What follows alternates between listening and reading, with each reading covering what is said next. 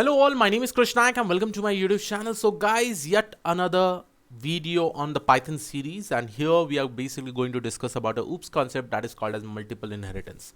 Now remember guys, we have already seen what is inheritance and all. So let's go and check out what does multiple inheritance actually mean. Now in inheritance, suppose if I make a class A, suppose I go ahead and make a class A. Let me just zoom in a little bit. And after creating class A, what I would like to do is that I would like to provide some information regarding, suppose, let me just remove this parenthesis. Suppose I'm creating a definition saying as print method 1. Okay. Inside this is my method 1. Here probably I can take self, and what I'm doing is that I'm just printing method A method is called, right? A class method is called. This is basically be my function that is present inside this particular class, right? Now what I'm going to do is that after this, let me just execute this. This has got executed successfully.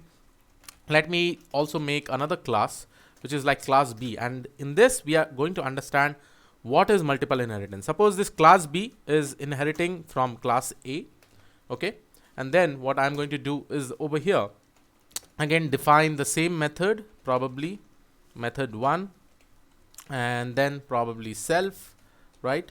And then what I'll do is that I'll say print B class method is called. Let me just copy this same thing over here and paste it over here.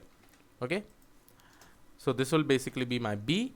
I'll just execute this, and similarly what I'll do is that again I'll say class C.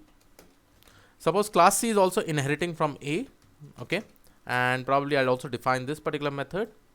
And after this you can see that I'm just going to write C class method is called.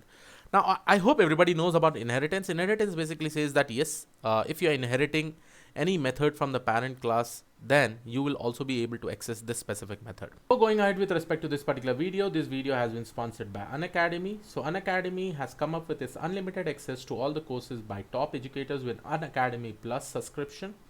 What is this Plus subscription? It will give you the access of all the courses by top educators for your specified goal. Structured courses, live regular classes, doubt clearing session, and regular quizzes will help you track your performance. Not just this, you can also enroll to as many courses as you want under a particular goal.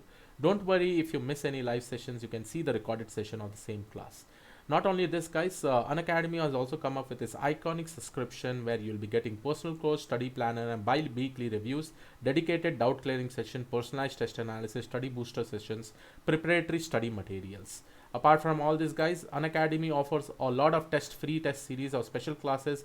One among them is the combat that takes place in every 14 days. If you really want to get into this, please do use my code, that is KN06, to get the 10% extra off on every subscription. All the remaining information will be given in the description of this particular video. Okay, so suppose class B is inheriting from class A. That basically means class B will be able to inherit the properties, the methods, and different kind of things from class A. Now here, in short, what I've done is that I've created class A, I've created class B. Class B is basically inheriting from class A. Class C is basically inheriting from class A. But still, we have not come up with multiple inheritance. Multiple inheritance say that, suppose if I'm going to make one more class. Suppose I'm going to make class D, and here probably I want to inherit two base class. Now two base class can be, in this particular case, class B and class C. So now see this guys, I'm just going to inherit this with B and C, because here multiple inheritance says that one class will be inheriting from two different base classes. Now in this particular case, base class is nothing but B and C. So again I'm going to define this specific method over here, and finally I'm just going to say that class D class method is basically getting called. Now this is it. C is not defined. Why C not defined? Let me see. Over here. Okay, sorry, I did not execute this. I'm extremely sorry. I did not execute this. Now let me just execute this. Now here you have D class, which is inheriting from two base classes, and whenever you are inheriting from two or more base classes, then it is basically called as multiple inheritance. Okay, now let's call this. How do we call it? Suppose if I go and make an object of D, right? And then if I write D dot method 1, okay, D dot method 1, and if I just execute it, here you can see D method is basically getting called, right? But still in the case of multiple inheritance, we have to see that, okay, can we call this method specifically from the C, B or A class? Because see, if D is inheriting from B and C, which is basically inheriting from two base classes, and we know that B is also inheriting A, probably we can also actually access this particular methods itself. So how do we access it? Now, one very important thing that you need to understand is that with the help of multiple inheritance, obviously we will be able to inherit from two different base classes. But still the question rises, okay, right now when I'm calling this particular method, one D class method is called. But how do I call this method, that is C method, or how do I call this method one of probably the B class or the A class? So in order to do this, what I can do is that for this, since the method name is almost same, if the method name was different, probably I would had different methods name like this. Suppose let me consider that inside my B, I have some other method like this, method 2, right? And probably here I'm going to give self, and here I'm going to say print B class method 2 is basically getting called.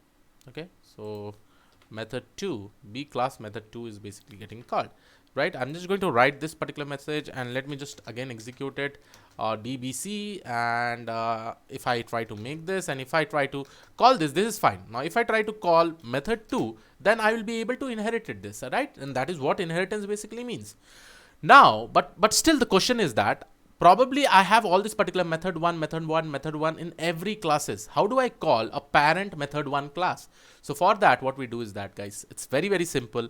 First of all, I'm just going to call the class name. Suppose I want to call this particular method, okay, method 1 of class B. So what I'm going to do, I'm just going to write B dot, right, B dot method 1, and here inside this braces I have to basically give my object of this child class. When I give this particular object of the child class, from the child class I will be able to call this particular method also. So what I'm going to write, I'm just going to execute this. Now here you can see that B class method is called. Similarly, over here we know that D is inheriting B and C, right? D is basically inheriting B and C, but B and C are in turn inheriting classes. So we can also call this particular method. So in order to call it, what I'll do, I'll just write A dot method 1, and here I'm just going to pass the object that is D, which I have actually created, so that from the child class I will be able to call that particular method class. So here you can see that A class method is basically getting called. Okay, now this is very much simple, right? From the D class we are basically going to call different things. Now what if I really want to, as soon as I just call method 1 from D, suppose if I write like this, right, D dot method 1, just by calling this I should be able to call all the methods from C, from B, from A. That also we can actually do it. So let's see how to do it. Instead of writing that particular thing over here, you know, this all things like B method 1 of D, D is basically the object of the child class. I can also write something like this. So here I'll write, suppose I want to call first of all C method. So I'll write C dot method 1. And here, instead of providing the object, here I'll provide the self keyword, because self basically says that yes, we are going to refer about that specific object, right? Similarly, what I'm going to do, I'm just going to call B dot method 1 of self, and finally I'll also be able to call A dot method 1 of self. So when I write like this, then also I'll be able to execute it. If you don't trust me, just have a look onto this. So now I'm just going to call D is equal to D. This is basically the object of this particular D class, which is a child class. And now when I write D dot method 1, you see the output. So here first your D method is already called, then you go to C method dot method 1 self, then you can see C class method is called, B class method is called, A class method is called.